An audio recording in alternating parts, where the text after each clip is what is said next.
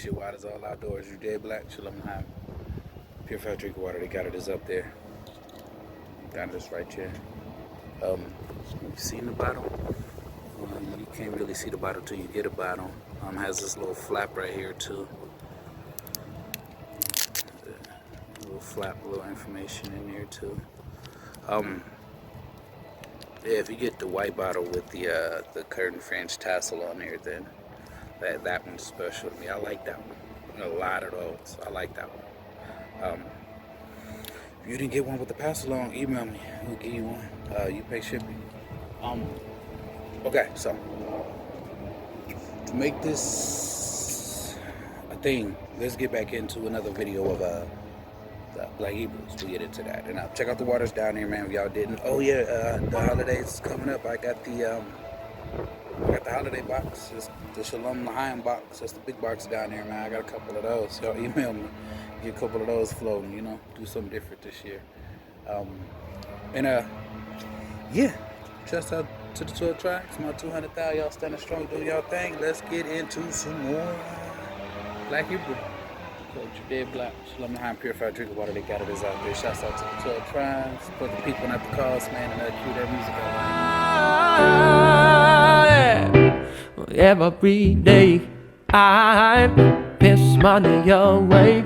I'm a material slave, trying to polish this ball and this chain. In the waning years of the 15th century, 1496 to be exact, beneath the vast azure expanse of the Portuguese skies, a somber decree was unfurled, casting a pall over a people who had dwelled in Iberia's embrace for centuries. King Manuel I, with his heart swayed by the iron decree of Spain and the steely gaze of the Catholic Church, unfurled an edict of heartache and diaspora upon the Jews. These artisans of word and craft, these merchants of mystery and lore, were beckoned to forsake their faith or depart from the lands that cradled their history. Here in this land of ancient beauty and burgeoning exploration, new sails of tragedy billowed, unfurled by winds of sorrow and persecution. Gone were the days when Hebrew prayers would rise like whispers from the cobblestones, replaced now by a chorus of heartbreak, as walls once pulsating with life echoed the cries of families torn asunder. The edict snared the youngest, their innocence a stark contrast to the cruel hands that wrested them from mother's arms. Nearly 2,000 children became pawns in a fanatical gambit, as they were dispatched to Sao Tome's distant shores, a place that held no memory for them, only the specter of uncertain tomorrows. Onward they ventured, these children of faith, across legues of cerulean mystery, toward Sao Tome's emerald embrace in the heart of the Atlantic. This unspoiled Eden awaited them with both a promise and a peril. Virgin lands soon to be shadowed by strands of exploitation and forced conversion. Little did these youthful sojourners know that they would tread upon a history yet untold, their footsteps marking the sands of change forevermore. Under Sao Tome's sun, amidst rows upon rows of sugarcane's green spires, toiled those young Judean captives, sweat and tears commingling with the earth beneath them. This newfound corner of creation bore witness to their unwilling role in cultivating wealth from sugarcane's bitter bones, wealth that sweetened far-off lands but never dissolved the bitterness within their own hearts. By nightfall's tender grace, beneath oppressive colonial zeal, enduring embers of ancient rights stirred in secret within cloisters of dense foliage. Clinging to the fragile fringes of their identity, these valiant offspring whispered old prayers and shared hushed stories, a clandestine clutching at the faith that had been slated for extinction. As sweetness reaped from Sao Tome's soil spread across markets and minds alike, its strategic position at crossroads of churning wind and sea surged in prominence. This unsuspecting islet was soon to cast long shadows upon the unfolding drama of burgeoning empires, its rise to an unwitting fulcrum, teeing upon precipice, the gravity of which would draw taut the lines connecting to an even darker chapter. Beneath the iron fist of imposed dogma, the ember of heritage refused to be extinguished. As years unfurled into centuries, the expelled progeny of Judea breathed life into bygone customs beneath São Tomé's tropical canvas. In hushed tones, they invoked the names of their forebears, Moses, Abraham, with a fervor undimmed by the passage of time.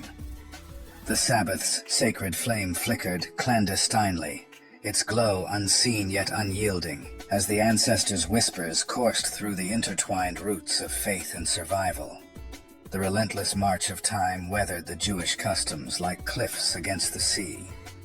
By the 1700s, what was once a clarion call became a muted echo.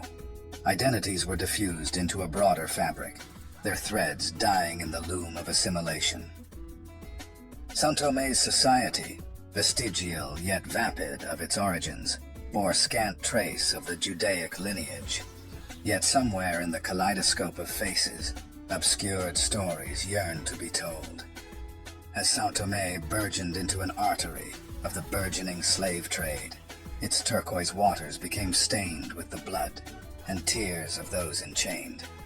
Ships bore human pain as cargo, turning the island into a crucible where souls were bartered for gold. This dark trade sullied the land that once offered refuge, now irrevocably entangled in the sinew of empires built on human suffering. Haunting questions dangle in history's silent chambers. Might the descendants of Jewish children have been thrust yet again into the tormented tapestry of diaspora? Is it plausible that veins flowing through African Americans today carry whispers of a Hebrew past mixed in with the multitudes wrenched from Africa's embrace?